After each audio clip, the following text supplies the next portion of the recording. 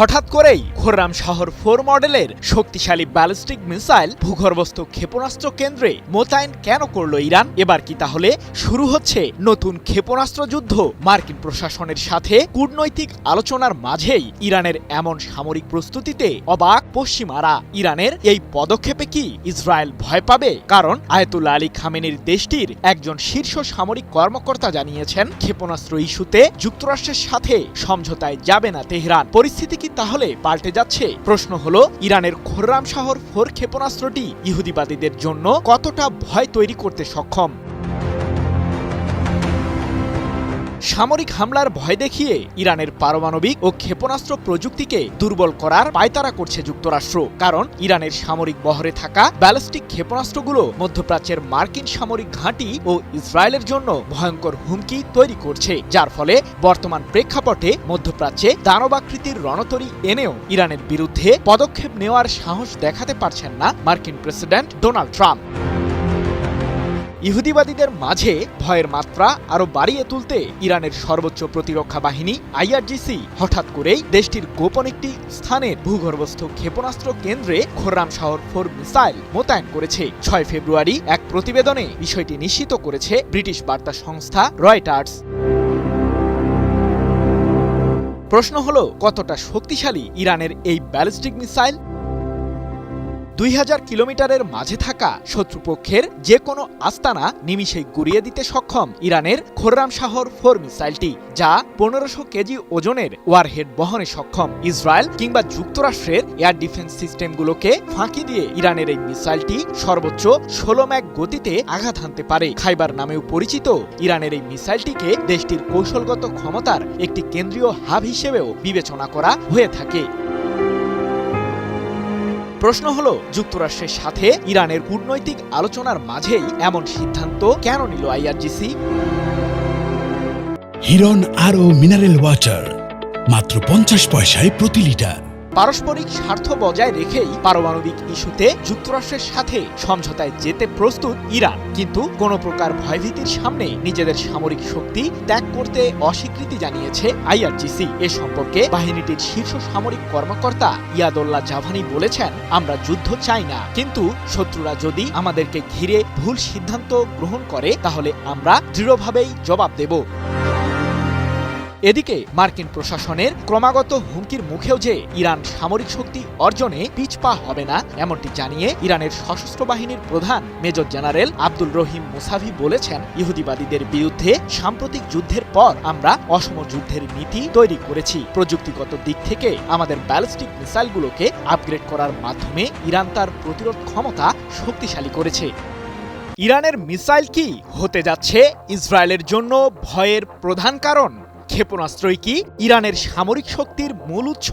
হঠাৎ বাড়তি মিসাইল মোতায়েনের দিকে ঝুঁকছে কেন ইরানের সামরিক বাহিনী? এদিকে ইরানের বিরুদ্ধে যুদ্ধের ছক তৈরি করতে ব্যস্ত সময় পার করছে ইসরায়েলের বিমান বাহিনী। তাহলে কি যুদ্ধ বিমান দিয়েই ইরানের বিরুদ্ধে হামলা চালাবে ইসরায়েল, নাকি এটা কেবলই ইহুদিবাদীদের হুমকির বার্তা? সাম্প্রতিক সময়ে ইসরায়েল ও যুক্তরাষ্ট্রের ষড়যন্ত্রে ইরান জুড়ে হয়েছে তুমুল বিক্ষোভ।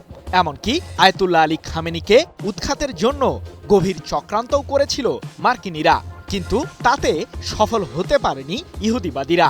ইরান ভালোভাবেই জানে দেশটির পারমাণবিক খাতকে দুর্বল করার জন্যই বিভিন্ন ধরনের পায়তারা করছে যুক্তরাষ্ট্র ইসরায়েল, যার কারণে শত্রুর চোখে ধুলো দিয়ে ইরান ঝুঁকেছে ব্যালিস্টিক মিসাইল সম্প্রসারণের কাজে।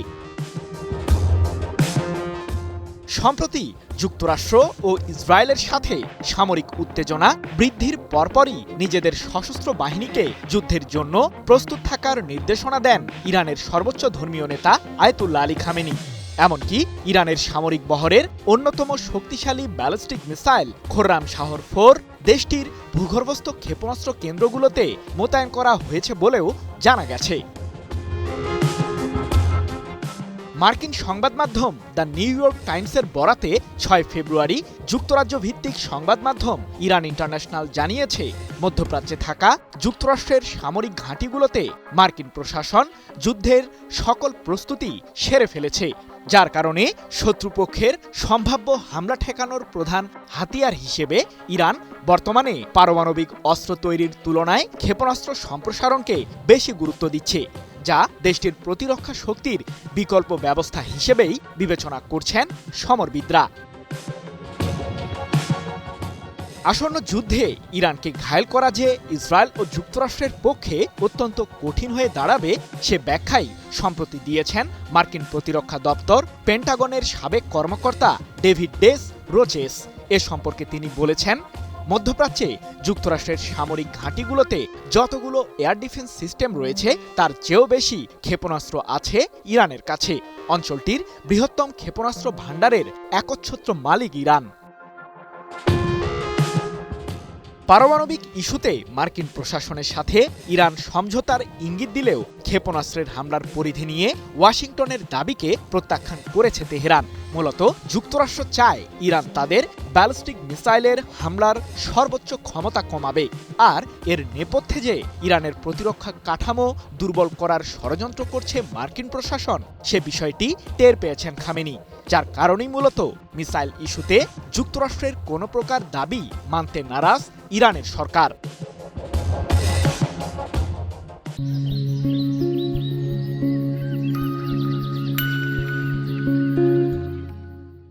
এদিকে ইরানের সাথে পারমাণবিক ইস্যুতে যুক্তরাষ্ট্র পরোক্ষ আলোচনা চলমান রাখলেও দাবার বোর্ডের অপর কেন্দ্রে সামরিক প্রস্তুতি জোরদারে মনোযোগী ইসরায়েল। ইরানের বিরুদ্ধে হামলা চালাতে বিভিন্ন পরিকল্পনা বারবার পর্যালোচনা করছেন ইসরায়েলের বিমান বাহিনীর প্রধান টমার বার ও দেশটির সামরিক গোয়েন্দা প্রধান শ্লোমি বাইন্ডার।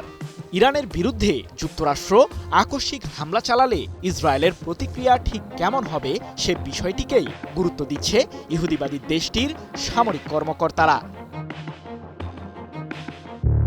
যুক্তরাষ্ট্রের সঙ্গে পারমাণবিক ইস্যুতে আলোচনার বৈঠকে বিজয়ের গল্প শোনালো ইরান। পিছু হটতে বাধ্য হলো যুক্তরাষ্ট্র। ওমানের রাজধানীর মাস্কাটে যুক্তরাষ্ট্র ও ইরানের আলোচনার টেবিল থেকে ভেসে আসছে এমন তথ্যই। চলুন বিস্তারিত জানা যাক। আলোচনা হবে কিন্তু সীমার ভেতরেই। বহু প্রতীক্ষার পর অবশেষে আলোচনার টেবিলে বসেছে যুক্তরাষ্ট্র ও ইরান। তবে শুরুতেই স্পষ্ট বার্তা, এবারের আলোচনা শুধু পরমাণু কর্মসূচি নিয়েই। শুক্রবার ৬ ফেব্রুয়ারি ইরানের পররাষ্ট্রমন্ত্রী আব্বাস আরাকচি এবং যুক্তরাষ্ট্রের বিশেষ দূত স্টিভ উইটকফ দুজনেই উপস্থিত। কিন্তু বৈঠক হলেও মুখোমুখি বসে সরাসরি আলোচনা হয়নি। কূটনীতির এই নীরবতা নিজেই অনেক প্রশ্নের জন্ম দিয়েছে। এই আলোচনার আগে যুক্তরাষ্ট্রের অবস্থান ছিল কঠোর। যুক্তরাষ্ট্র চেয়েছিল পরমাণু কর্মসূচির পাশাপাশি ইরানের ব্যালিস্টিক মিসাইল উৎপাদন, মিসাইলের পাল্লা কমানো এবং আঞ্চলিক প্রক্সি বাহিনীগুলোকে সহায়তার বিষয়েও কথা হবে। কিন্তু ইরান স্পষ্ট জানিয়ে দেয় এই সব শর্ত মানা হবে না। শেষ পর্যন্ত মত বদলাতে হলো যুক্তরাষ্ট্রকেই, এমনটাই খবর জানিয়েছে ইসরায়েলি সংবাদ মাধ্যম হারেটস জানাচ্ছে ইরানের শর্ত মেনে ব্যালিস্টিক মিসাইল ও প্রক্সি বাহিনী সংক্রান্ত আলোচনা থেকে সরে এসেছে যুক্তরাষ্ট্র। ফলে মাস্কাটে অনুষ্ঠিত বৈঠক সীমাবদ্ধ থেকেছে কেবল ইরানের পরমাণু কর্মসূচি নিয়েই। হারেটসকে দেয়া এক মধ্যপ্রাচ্য ভিত্তিক সূত্র জানায়, সৌদি আরব, কাতার ও ওমান এই তিনটি দেশ সক্রিয়ভাবে যুক্তরাষ্ট্রকে চাপ দেয় যেন তারা ইরানের শর্ত মেনে নেয়। কারণ শর্ত না মানলে ইরান আলোচনার টেবিল ছেড়ে শুধু সরেই যেত না, আঞ্চলিক সংঘাতের জন্যও প্রস্তুত ছিল। কি বুঝলেন ভাই? অনলি যেটাই চাই। সূত্রটির ভাষায় ইরান স্পষ্ট করে জানিয়ে দিয়েছিল তাদের নির্ধারিত কাঠামো প্রত্যাখ্যান করা হলে পরিস্থিতি যুদ্ধের দিকে গড়াতে পারে। সেই বাস্তবতা মাথায় রেখেই যুক্তরাষ্ট্রকে পিছু হটতে হয়। তবে এখানেই গল্প শেষ নয়। একই সূত্র বলছে মধ্যপ্রাচ্যের দেশগুলো চায় না তাদের প্রতিবেশী ইরান অতিরিক্ত প্রভাবশালী হয়ে উঠুক। কিন্তু একই সঙ্গে তারা এটাও বুঝছে এই মুহূর্তে ইরানের ওপর হামলা হলে পুরো অঞ্চলেই তার ভয়াবহ প্রভাব পড়বে। অর্থাৎ ইরানকে নিয়ন্ত্রণে রাখতে চায় সবাই, কিন্তু যুদ্ধ নয়। এটাই এখন এই অঞ্চলের মূল হিসেব। এদিকে যুক্তরাষ্ট্র এখনো আনুষ্ঠানিকভাবে স্বীকার করেনি যে তারা মিসাইল উৎপাদন সীমিত করা বা দূরত্ব কমানোর শর্ত থেকে সরে এসেছে। হোয়াইট হাউসের নীরবতা এই প্রশ্নকে আরো জটিল করে তুলেছে। 6 ফেব্রুয়ারি ওমানের রাজধানী মাস্কটে ইরান ও যুক্তরাষ্ট্রের কর্মকর্তাদের মধ্যে কি বিষয়ে আলোচনা হলো? দীর্ঘদিনের বৈরিতা আর সামরিক সংঘাতের আশঙ্কার মধ্যেই এই আলোচনা কি কোনো ইতিবাচক ফল বয়ে আনবে? এই আলোচনায় ইরান ও যুক্তরাষ্ট্র পরমাণু ইস্যুর মিলবে কি কোনো সমাধান? ইরান ও যুক্তরাষ্ট্রের মধ্যে দীর্ঘদিন ধরে চলা বৈরিতা সম্ভাব্য সামরিক সংঘাতে রূপ নিতে পারে বলে শঙ্কা প্রকাশ করেন বিশ্লেষকেরা। তবে শেষ পর্যন্ত সেই আশঙ্কা বাস্তবে রূপ নেয়নি, বরং উত্তেজনার মাঝেই আলোচনায় বসতে সম্মত হয় দুই দেশ। অবশেষে 6 ফেব্রুয়ারি ওমানের রাজধানী মাস্কটে দুই দেশ আলোচনায় অংশ নেয়। ইরানের পররাষ্ট্রমন্ত্রী আব্বাস আরাকচি জানিয়েছেন, ওমানের রাজধানী মাস্কটে দুই দেশের কর্মকর্তাদের মধ্যে পরোক্ষভাবে আলোচনা শেষ হয়েছে। আলোচনা অব্যাহত রাখার সম্মতির মাধ্যমে শেষ হলো ইরান যুক্তরাষ্ট্র বৈঠক। ইরান ও যুক্তরাষ্ট্রের এই আলোচনাকে ইতিবাচকভাবে দেখছেন বিশ্লেষকরা।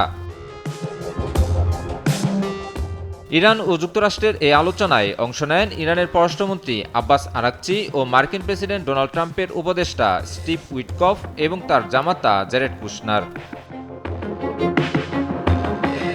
ইরানের পররাষ্ট্রমন্ত্রী আরাকচি সাংবাদিকদের বলেন, তিনি আশা প্রকাশ করেন আলোচনা ইতিবাচক পথে এগোলে ইরান ও যুক্তরাষ্ট্রের মধ্যে পারমাণবিক আলোচনা এক ইতিবাচক কাঠামোতে পৌঁছানো সম্ভব। ইরানি পররাষ্ট্রমন্ত্রী বলেন, মাস্কটে পরোক্ষভাবে একাধিক বৈঠক অনুষ্ঠিত হয়েছে, আলোচনা অব্যাহত থাকবে, তবে বিস্তারিত বিষয়গুলো দুই দেশের রাজধানীতে আলোচনার মাধ্যমে ঠিক হবে। তিনি বলেন, দুই দেশের মধ্যে নিজেদের দৃষ্টিভঙ্গি বিনিময় হয়েছে, যা ছিল অত্যন্ত গুরুত্বপূর্ণ। ইরানের পররাষ্ট্রমন্ত্রী আরও বলেন, আমাদের উদ্বেগগুলো যেমন জানানো হয়েছে, তেমনি আমাদের স্বার্থ এবং ইরানের জনগণের অধিকারের বিষয়গুলো তুলে ধরা হয়েছে। অত্যন্ত চমৎকার পরিবেশে আলোচনা শেষ হয়েছে, একই সঙ্গে অন্য পক্ষের মতামতও শোনা হয়েছে। ফার্স্ট নিউজের বরাতে চীনা সংবাদ মাধ্যম সিনহুয়া জানায়, মাস্কটের বৈঠককে উভয় পক্ষ ভালো শুরু হিসেবে উল্লেখ করেছে। একই সঙ্গে ভবিষ্যতে আলোচনা অব্যাহত রাখার বিষয়ে ওয়াশিংটন ও তেহরান সম্মত হয়েছে। গত মাসে ইরানের সরকার বিরোধী বিক্ষোভ দমনে দেশটির কঠোরতায় ক্ষুব্ধ হয়ে নানা ধরনের হুমকি ধামকি দেয় মার্কিন যুক্তরাষ্ট্র। এক পর্যায়ে মধ্যপ্রাচ্যে যুদ্ধবিমান বাহিনী রণতরী এবং বেশ কয়েকটি ডেস্ট্রয়ার মোতায়েন করে যুক্তরাষ্ট্র। পাল্টা প্রতিক্রিয়ায় ইরানও কড়া অবস্থান নেয়। এক সময় দুই দেশের মধ্যে উত্তেজনা চরমে পৌঁছে যায়। ধারণা করা হয় যে কোনো মুহূর্তেই ইরানে হামলা চালাতে পারে মার্কিন যুক্তরাষ্ট্র, তবে শেষ অবধি সে আশঙ্কা বাস্তবে রূপ নেয়নি। এমন প্রেক্ষাপটে পরিস্থিতি নিয়ন্ত্রণে আলোচনায় সম্মত হয় উভয় পক্ষ। কি বুঝলেন ভাই? অনলি যেটাই চাই। এখন দেখার বিষয়, এই আলোচনা কি সত্যিই আলোর পথ দেখায়, নাকি বোঝাপড়ার ঘাটতি ফেট হেলে দেয় এক ভয়াবহ সংঘাতের দিকে।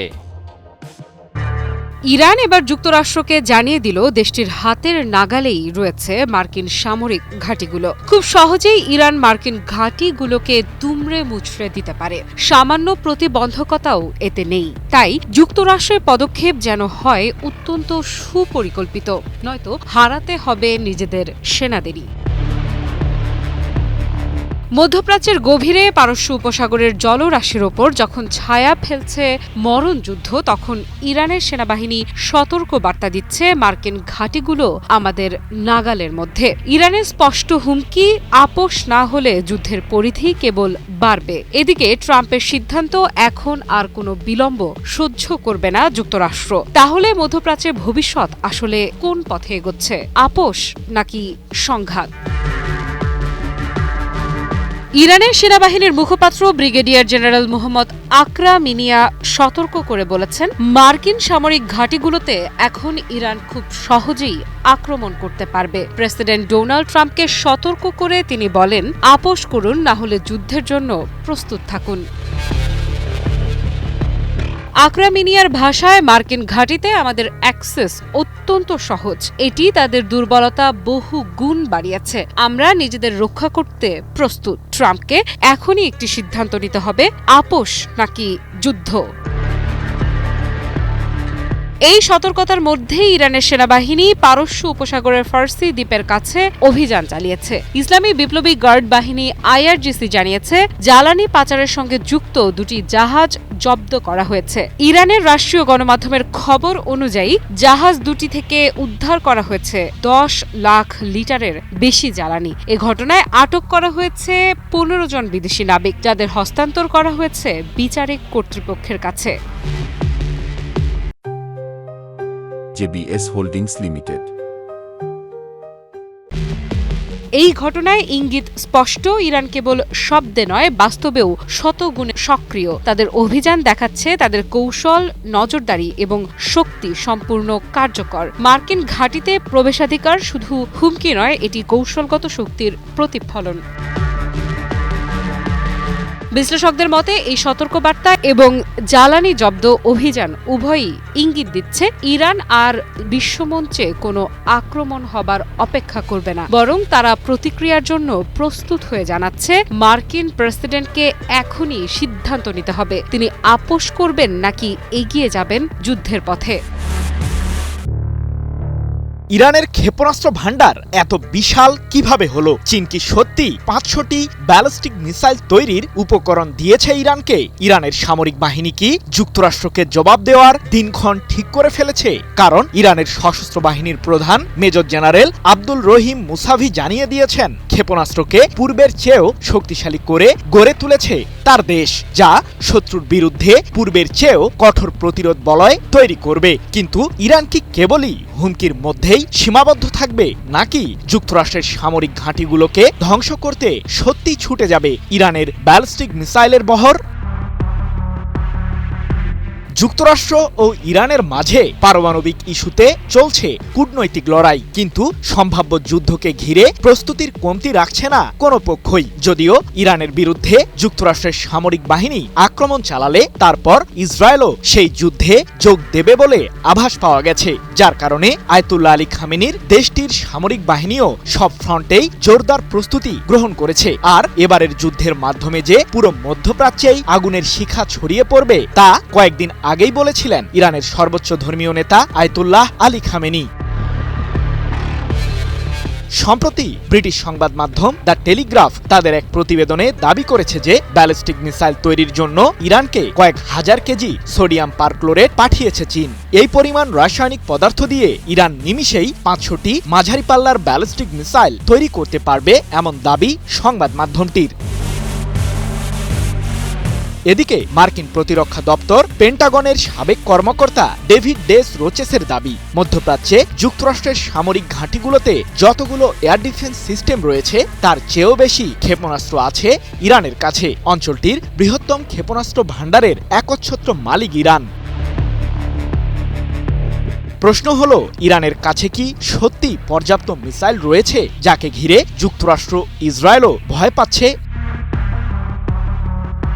কূটনৈতিক আলোচনা চললেও ইরানের বিরুদ্ধে সামরিক পদক্ষেপ নেওয়ার সকল প্রস্তুতি এরই মাঝে সেরে ফেলেছে মার্কিন প্রশাসন। কিন্তু ইসরায়েলের প্রতিরক্ষা কাঠামো নিয়ে ব্যাপক চিন্তায় রয়েছেন মার্কিন প্রেসিডেন্ট ডোনাল্ড ট্রাম্প। কারণ সম্প্রতি ইসরায়েলের প্রধানমন্ত্রী বেনিয়ামিন নেতানিয়াহু ট্রাম্পকে জানিয়েছিলেন ইরানের বিরুদ্ধে এই মুহূর্তে হামলা চালালে বিপদে পড়বে তেল আবিব, কারণ ইসরায়েলের কাছে যে ধরনের এয়ার ডিফেন্স সিস্টেম মোতায়েন রয়েছে তা ইরানের ছোড়া মিসাইলকে প্রতিহত করতে পর্যাপ্ত নয়। JBS holdings limited.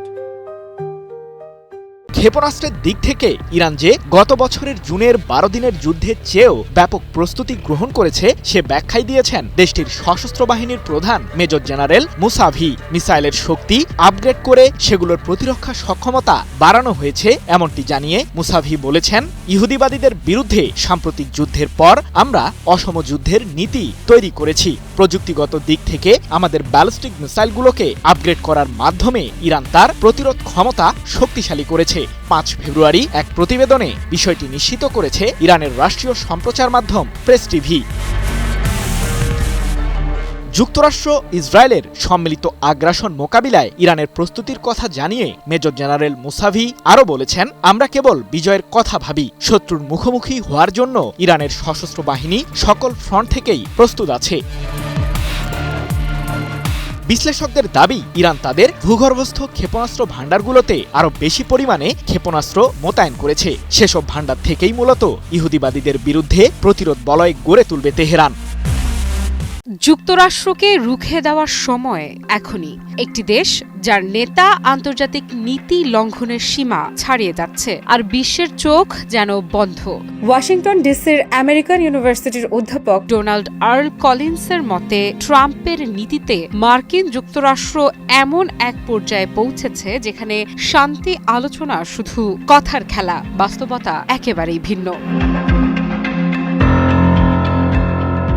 গত এক বছরে যুক্তরাষ্ট্রের আচরণ শুধু বৈশ্বিক উত্তেজনা সৃষ্টি করেনি, বরং একটি আন্তর্জাতিক অঙ্গনে অস্থিরতার আগুন ছড়িয়ে দিয়েছে। ইউক্রেন রাশিয়া যুদ্ধ নিয়ে লোক দেখানোর নাটক, গাজায় ইসরায়েলি আগ্রাসনের পেছনে ছদ্ম সমর্থন, আর মেক্সিকো, গ্রিনল্যান্ড ও ইরানে হুমকি, ভেনেজুয়েলায় রাষ্ট্রপতিকে অপহরণ, সবই প্রমাণ করছে ডোনাল্ড ট্রাম্পের একের পর এক পদক্ষেপ বিশ্বের নিরাপত্তার জন্য কতটা বিপজ্জনক। অভ্যন্তরীণভাবেও পরিস্থিতি ভয়ঙ্কর। 2026 সালের শুরু থেকে মার্কিন অভিবাসন ও শুল্ক এনফোর্সমেন্ট কর্মকর্তাদের গুলিতে অন্তত 3 জন মার্কিন নাগরিক নিহত হয়েছেন, যাদের মধ্যে ক্যালিফোর্নিয়ার 43 বছর বয়সী কিথ পোর্টার জুনিয়র এবং মিনেসোটার রেনে নিকোল গুড ও অ্যালেক্স পেট্রি রয়েছেন। এই পরিস্থিতিতে অধ্যাপক কোলিন্স স্মরণ করিয়ে দেন মার্টিন লুথার কিং জুনিয়রের অহিংস আন্দোলনের শিক্ষা। তিনি বলেন, আন্তর্জাতিক সম্প্রদায়ের সম্মিলিত বয়কট, বিনিয়োগ প্রত্যাহার এবং অর্থনৈতিক চাপই এখন সময়ের দাবি। একক প্রতিবাদ আর বিক্ষোভ যথেষ্ট নয়। বিশ্বকে দেখাতে হবে যে সামরিক আগ্রাসন ও বর্ণবাদী নীতি গ্রহণযোগ্য নয়। 2026 সালের আসন্ন ফিফা বিশ্বকাপ বর্জন, অ্যামাজন, গুগল, পালান্টিয়ারের মতো প্রযুক্তি কোম্পানি থেকে বিনিয়োগ প্রত্যাহার আর মার্কিন গণমাধ্যমের একচেটিয়া আধিপত্যের বিরুদ্ধে পদক্ষেপ, এই সমন্বিত আন্দোলন হতে পারে শান্তিপূর্ণ কিন্তু শক্তিশালী প্রতিরোধের হাতিয়ার। হিরন আরও মিনারেল ওয়াটার মাত্র 50 পয়সায় প্রতি লিটার। ভবিষ্যতের বড় event Los Angeles Olympic, Coachella, Met Gala বর্জন করার মাধ্যমে বিশ্ববাসীকে দেখাতে হবে যে ন্যায় বিচারের পথে ধৈর্যই যথেষ্ট নয়। এখন প্রয়োজন কৌশল, একতা এবং কার্যকর পদক্ষেপ, যা আমেরিকার এই সামরিকবাদ ও বর্ণবাদী নীতির বিরুদ্ধে বিশ্ববাসী যে ঐক্যবদ্ধ তার প্রমাণ দিতে পারে। ডক্টর কলিন্স বলেন, উচ্চ কণ্ঠ প্রতিবাদ নয়, রাজনৈতিক ও অর্থনৈতিক ক্ষমতার পরিবর্তনই পৃথিবীতে ন্যায় বিচার নিশ্চিত করতে পারে। এখন সময় এসেছে বিশ্ব ঐক্যবদ্ধ হওয়ার, এমন এক আন্দোলন গড়ে তোলার যা মার্কিন সামরিক ও অর্থনৈতিক আগ্রাসনকে মাথা নত করতে বাধ্য করবে।